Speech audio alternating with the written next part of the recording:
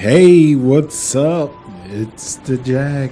I know it's been a little bit since I posted something, but like my saying goes, life got in the way. A couple of humbling experiences that made me appreciate life just a little more. I know what you're saying, but it's okay. I'm here now, and I'm doing a Fallout mod extravaganza. I know. I know. What's up with Fallout? Such an old game. Well, I wanted to revisit it. I haven't abandoned Skyrim yet. Skyrim is going along well. As a matter of fact, I got a new thing I'm going to do with Skyrim.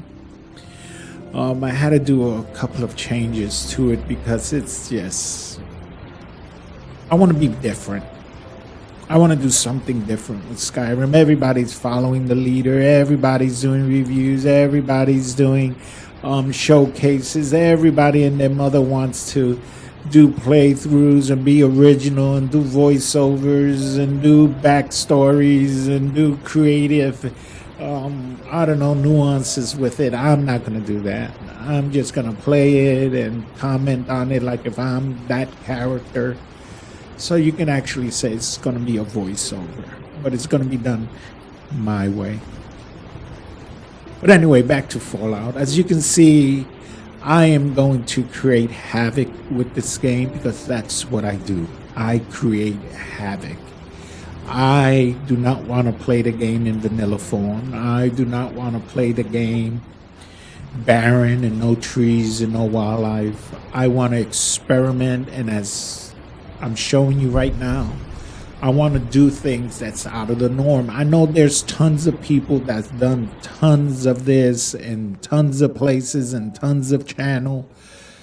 I don't care for that. I'll look at it. I'll take tips and bits and incorporate it my way.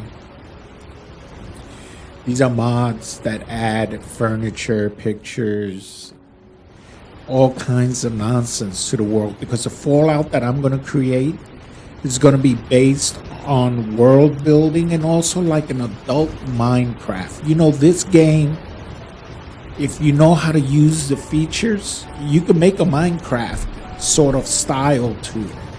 And I'm going to do that. I'm going to create a game where we're going to go look for real estate. We're going to claim a spot and we're going to build on it from nothing and create a settlement. And I think it's fine. Now, I know you see a lot of foliage and you see a lot of trees, and especially with leaves, green leaves, and not blasted and barren and petrified. Well, I believe life finds a way. And there was a couple of YouTubers that says I'm killing the lore of Fallout because there's too much green. Absolutely not. I mean, this is over 200 years. You think the world stays barren? No. Life always finds a way. And I was looking for a Chernobyl video and I found it, and I'm going to give credit to this guy. But he shows proof that life finds a way. Listen. The most insidious thing about radiation is how invisible it is. You can't feel it. You can't smell it or see it. This could be pristine wilderness. But it's not. It's a contaminated, deserted wasteland. This is what a real post-apocalyptic world looks like. Abandoned buildings, overgrown streets, everything crumbling, rusting, breaking.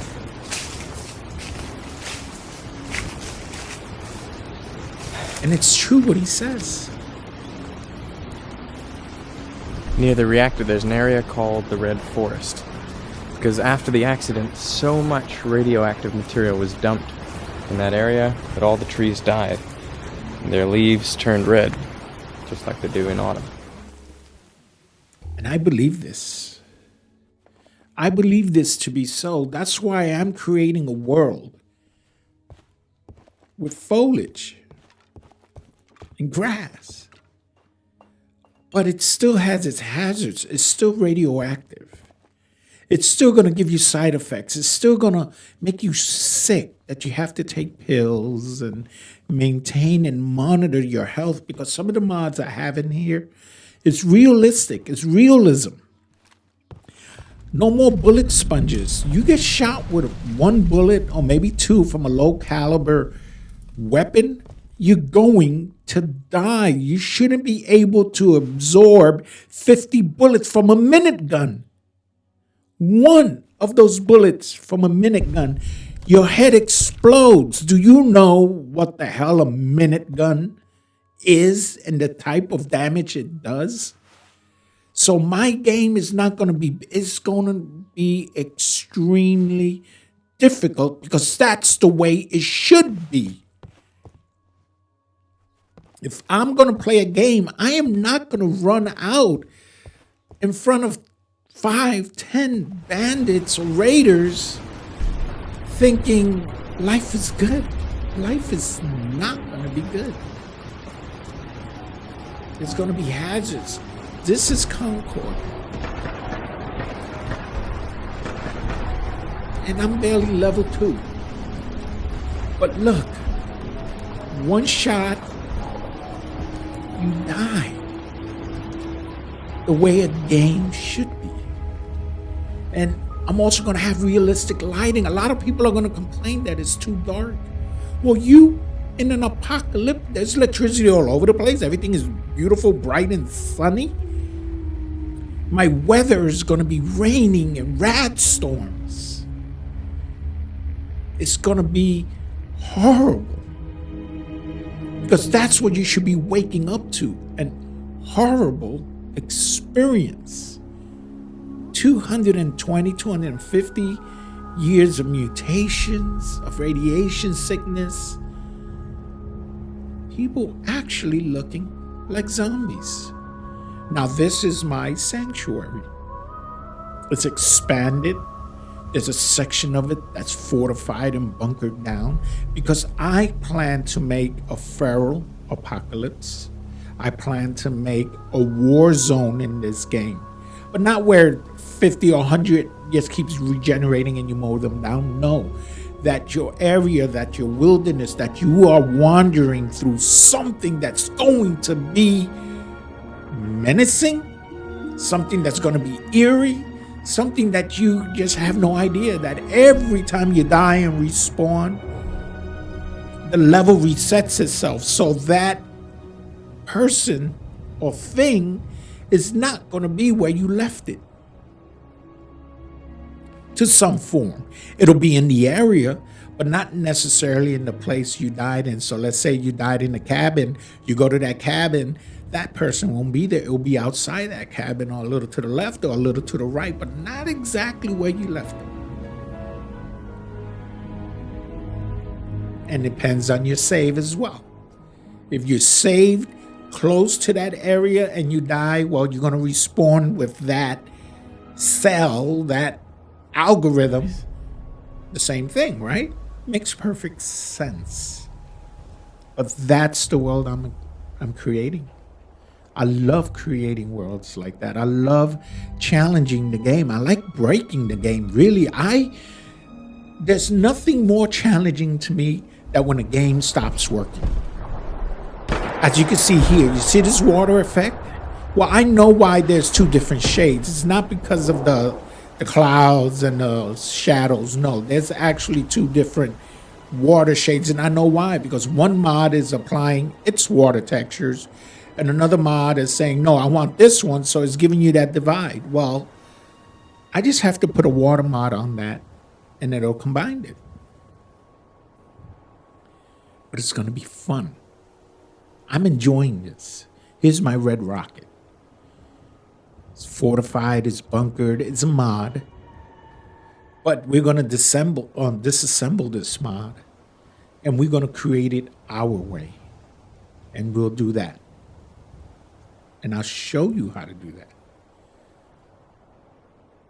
The atmosphere, the ambiance, it's going to be something different. As you see, that roof is barren.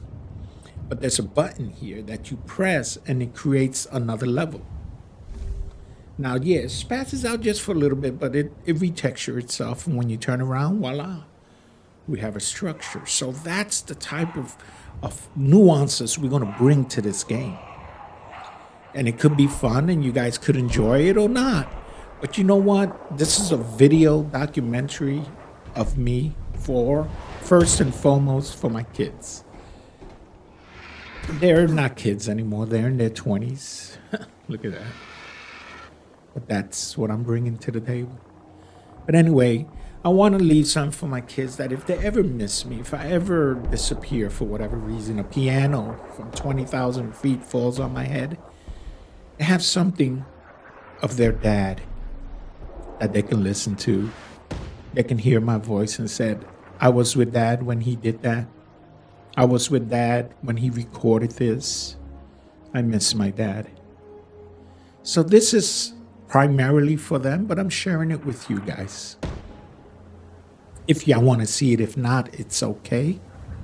I'm okay with that. Because I'm creating a world where I just want them to know, you know what, Dad never stopped. Dad knows this game was broken, but he wanted to fix it somehow. He wanted to do it his way. He wanted that challenge. Why is Dad such a hardhead? Why? And there's no reason to it. I'm not that hardhead. I'm not. I'm calm, cool, and collective. As you can see, I get my face blasted, and we do it all over again. Get some! And I took the music out so you can hear everything I'm putting in this game. And the AI of the enemy, I enhanced it. No longer would they stay in one place to get shot at. They're going to move around you. As you've seen, he was inside the house. I go inside the house thinking I can see him. He ran outside. Now he's flanking me. The flashlight, it's not illuminating the whole area. It's just like a spotlight, like a way a flashlight should be. You see how intense this is? And knowing that I just have a few shots or one or two shots to die and vice versa. If I hit him in the head, he's gone. But if he has armor like the way he has, he's not going to die. You see how he ran out the way? That's great AI. And there's a mod that puts that AI in there. And look. All you see of his blood. I thought I actually killed him and, the body cleanup mod I had made him go away. Absolutely not. This son of a mother flanked me and came around and popped me. But if it was the normal game, I would have absorbed all those hits. But listen, I ranted enough. The Jag. I'm out. The Jag out.